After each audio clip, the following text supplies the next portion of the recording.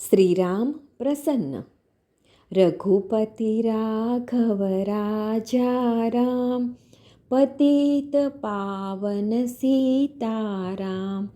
સીતારામ સીતારામ, ભજ પ્યારે તું સીતારામ. સંતોની પાવન ભૂમિ તેવા મહારાષ્ટ્રના ગોંદવલે ગામમાં શ્રી ગોંદવલેકર મહારાજનો જન્મ થયો.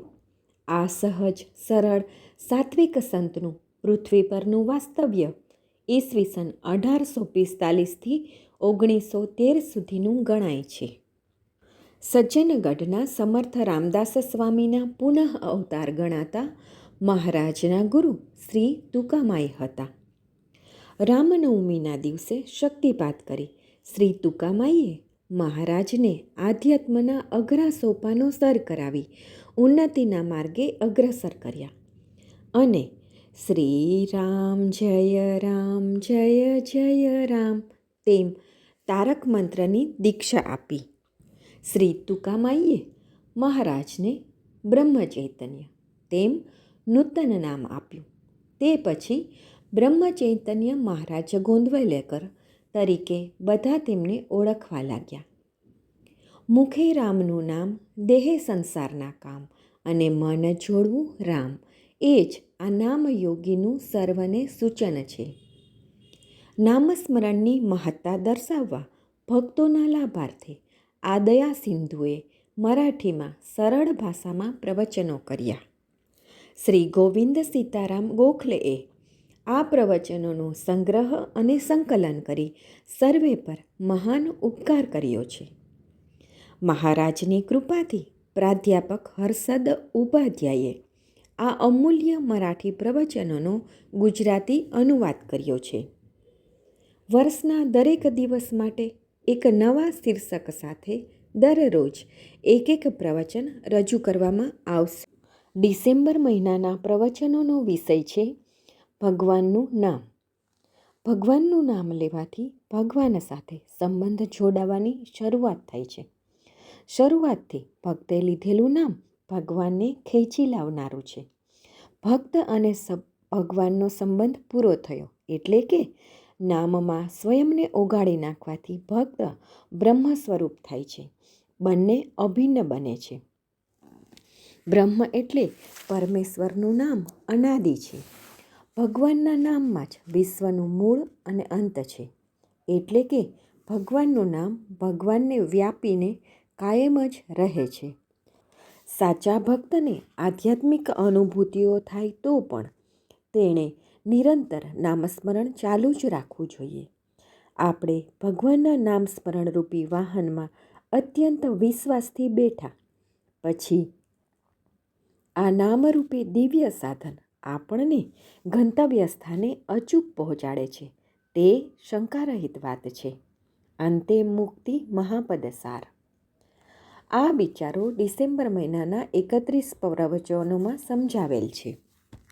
આજે 10 ડિસેમ્બરનું પ્રવચન સાંભળીએ, જેનું શીર્ષક છે રામ રાખે તેમાં સમાધાન રાખીએ.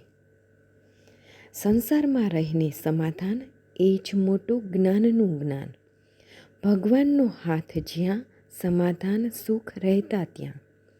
રામ રાખે તેમાં સમાધાન રાખીએ, એ જ સુખી થવાનો માર્ગ જાણ. અનન્ય થયા જો રામચરણ, ઘરે ચાલીને આવે સમાધાન. જેના અંતઃકરણમાં સમાધાન, ત્યાં ભગવાનના પ્રેમની ઉત્પત્તિ જાણ. આપણા અસમાધાનનું કારણ રામથી અન્યના બન્યા આપણ. ઉપાધિ રહિત જોવા રામ, વચમાં બીજે ન રાખવું મન. વચમાં લાગી ગયું બીજે ચિત્ત, તો દૂર ગઈ પરમાત્માની પ્રાપ્તિ. ભગવાનનું સ્મરણ તેમજ ભગવાનનું આગમન, પુણ્ય સિવાય નહીં ઘડાતું જાણ. શ્રીરામ સર્વવ્યાપી એ રાખી વિશ્વાસ, સમાધાન રાખવું ખાસ. દાતા એક રઘુનંદન એ ભાવ રાખે મન, જગમાં નહીં તેને દૈન્યપણું. ધર્મનું રક્ષણ રાખતા પરમાત્માનું સ્મરણ. રામ પોતાના દાસ પર નિત્ય કૃપા કરતા જાણ. રામ પરમાત્મા કૃપા કરતા સર્વ ભૂલની ક્ષમા કરતા. ફરી ન થાય એવું ખોટું, જવાબદારીથી વર્તવું સાચું. અંતે કરતાં મારું સ્મરણ, ઉદ્ધાર તો તેને હું જાણ. એ ખુદ ભગવાનના વચન, ત્યાં નહીં શંકાનું કારણ. રઘુનાથ વિના થયા સુખી, એવા નહીં કોઈ જોયા કે સાંભળ્યા. હું પણાનું છોડ્યું અભિમાન, તે જ એક ભગવાનના જાણ. રાજાની થઈ ગઈ જો ભેટ, નીચલાનું નહીં મહત્વ તો દેખ. તેમ જગન્નિયતા પ્રભુને કરી લેવા આપણા. આજ લગી રામે રાખી સંભાળ, આજે જ નહીં તે સૂતા જાણ. પણ તેમની જાગૃતિ તે રહી તો આપણે હાથ. કાળ પર રહી જેની સત્તા, તેમના ચરણોમાં રાખવું શિર. પછી ભય નહીં એ માનવું સાચ. જેના હૃદયમાં રામનો વાસ, રિદ્ધિ સિદ્ધિની નહીં તેને હોશ. નિસ્વાર્થીની પાસે ભગવંત, જાણવો એ જ સિદ્ધાંત. રામ કરતાં રાખવો ભાવ, કમીપણાને નહીં ત્યાં સ્થાન. નિસ્વાર્થ બુદ્ધિથી કરવા કર્તવ્ય, તેથી ખુશ થતા ભગવાન. જ્યાં નહીં બીજો કો ઉપાય, માગવી ત્યાં ઈશ્વરી સહાય. જેને સહાય કરતા ભગવાન, રજ માત્ર નહીં ભયનું કામ. દેહ તો રહ્યો પરતંત્ર, મન રાખવું ભગવાનમાં સ્વતંત્ર. વિષય વિરહિત જો મારે હાંક, તો સામે મારા દશરથી રામ. રામ કરતાં સૌનું કલ્યાણ, દૃષ્ટને સુદબુદ્ધિ દેતા જાણ. દીન દયાળુ પરમાત્મા રામ ખાસ, ઉઠવા ન દેવો વિકલ્પનો ત્રાસ. તેમની સાથ વર્તવું સત્ય, કૃપા કરશે ભગવંત.